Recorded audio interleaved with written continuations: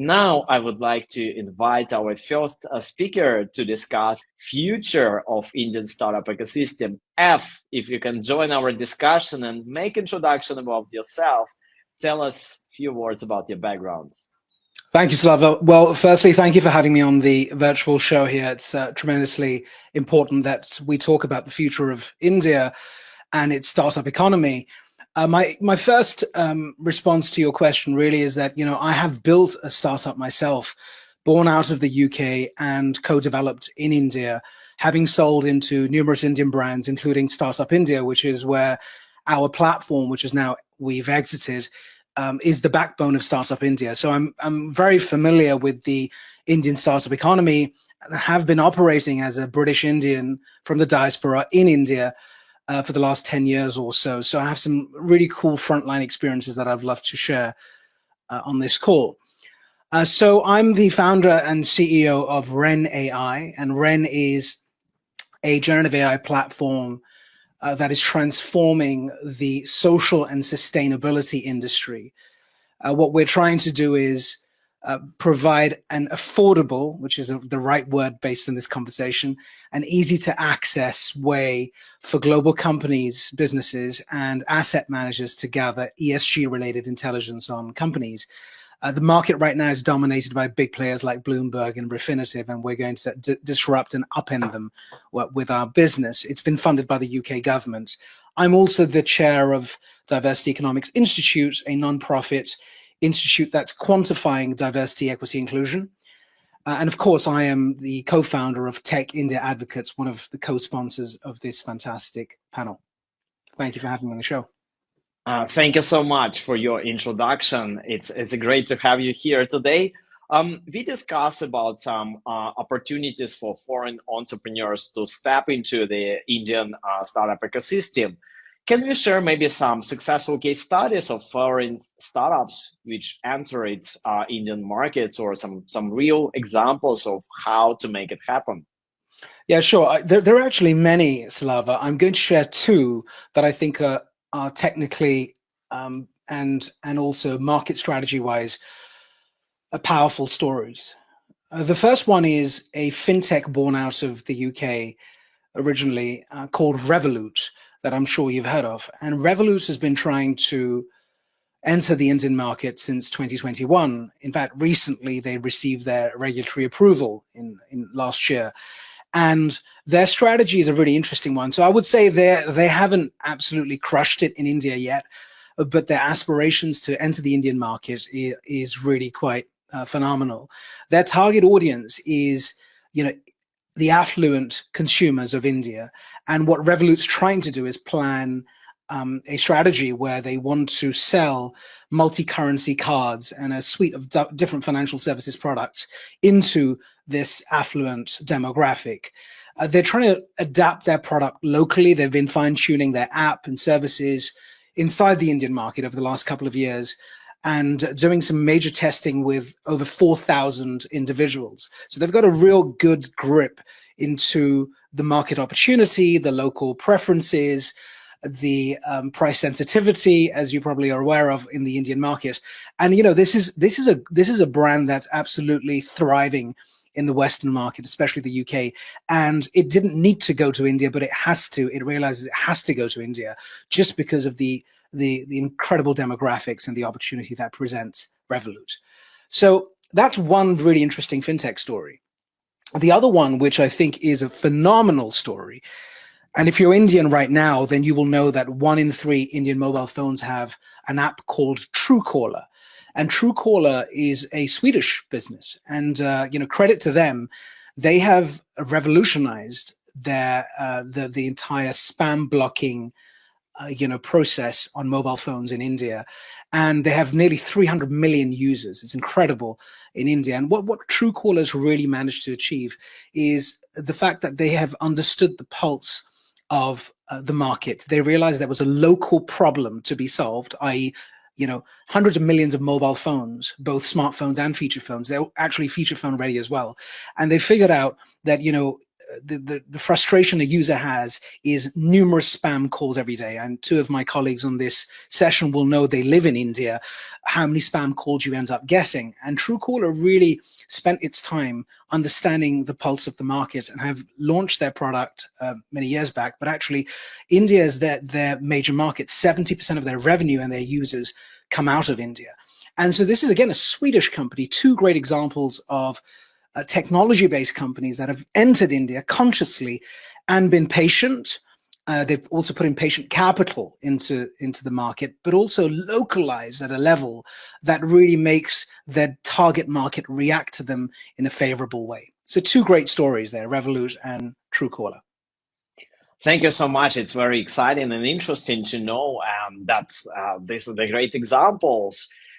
You mentioned about this kind of entering strategy, and I believe that it's also very important to understand the local context and maybe the cultural context of Indian culture and Indian markets as well.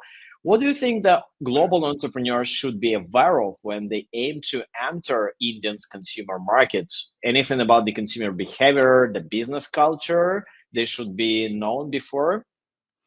You know, I interviewed the great Dr. R. Mishelka. He is a prominent figure in the Indian science fraternity. He's currently the chair of the Reliance Renewable Energy Board, and he was on my podcast 2 years ago, and he spoke of what he called the 3Ds in India, which made India so special. And this is very important education for people looking at India as a market. The first one is democracy. Of course, the world's largest democracy, 1.4 billion people, a sort of enormous feat, Herculean feat, to be able to unify and bring together 1.4 billion people under the same national message, and operating in a way that is great for the growth of the economy. So democracy is the first big thing. The second is diversity of language, dialects, religions, cultures, subcultures. It is the most eclectic group of people coming together and making great things happen. So diversity is the second one. The third one is demographics. Nearly 50 or so percent of the population is under the age of 28, and that number keeps changing. But in essence, they're young people in India right now, and therefore the future of a country where you've got a lot of young people is always going to be bright, no matter what side of the argument you're on. The two additional bits that I would like to add is, one is digital. India is no doubt, if I look at India's growth over the last 5, 7, 10 years, I would say, if you'd ask me what's the one big thing about India on the digital side, I think it's the fact that it's a mobile first, digital first economy now, especially in fintech. It's phenomenal to see, extraordinary in fact, to see how UPI, the unified payment infrastructure, has become such a powerful way to make payments happen at milliseconds or even faster. And I think there are billions and billions of payments going every single month through this system.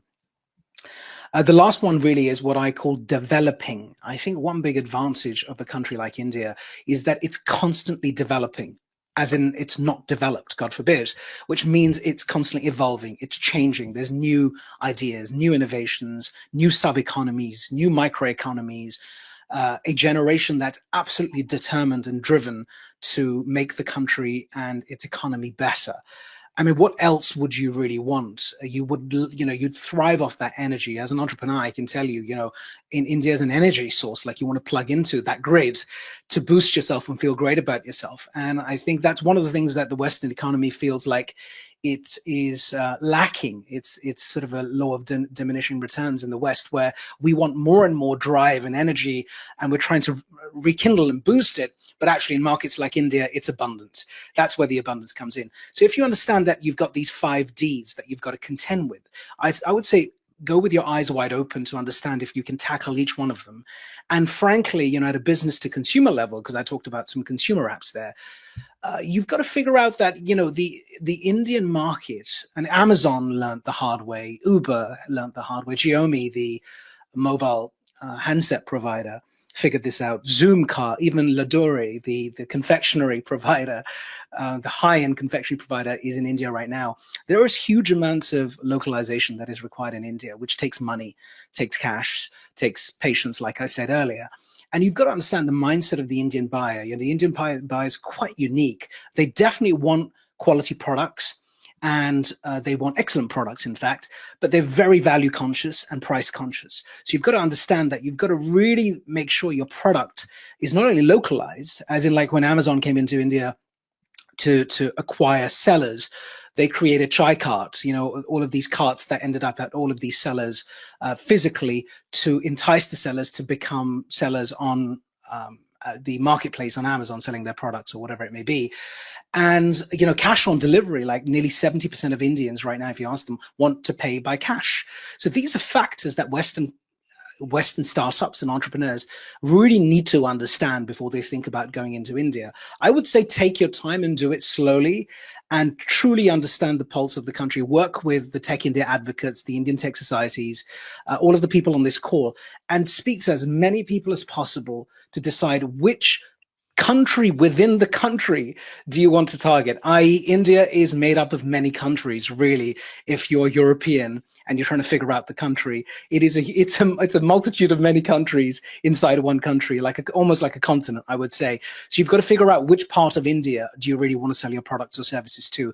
And I did some good things, and I learned some tough things when I launched my business for 5 or 7 years in India, right the way from hiring people, cultural differences, you know, to actually retaining people. So that's a sort of long-winded answer, but there's so much more. It's such a big and complex answer. I'm sure my colleagues on this call will want to contribute too.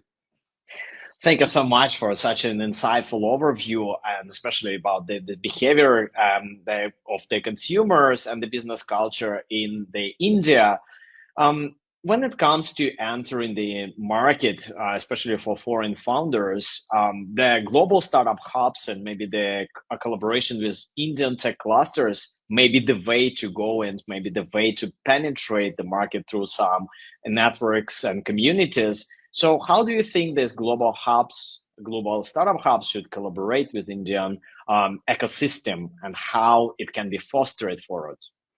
Yeah, look, India's changed over the last decade quite significantly. I mean, the rise of the startup India economy, you know, when we were doing our data collection from my last startup, there were a few thousand startups in India, probably 1 or 2 unicorns. Now there are over 100 unicorns, 150,000 startups. And the Startup India program is very well established. You know, there's a system, there's a database, there's an outreach. It's a sophisticated model, and it gets better and better every single year. So if you asked me this question 5 or 7 years ago, my answer would have been different. Today, I think every single global startup accelerator hub, whether it's a corporate run, you know, KPMG run, PwC run, Citibank run accelerator, or it's one accelerator that the Googles, the cloud providers and the hyperscalers are running, Google, Microsoft and so on. Or in fact, it's a independent, you know, model like a Techstars or a YC, a Y Combinator.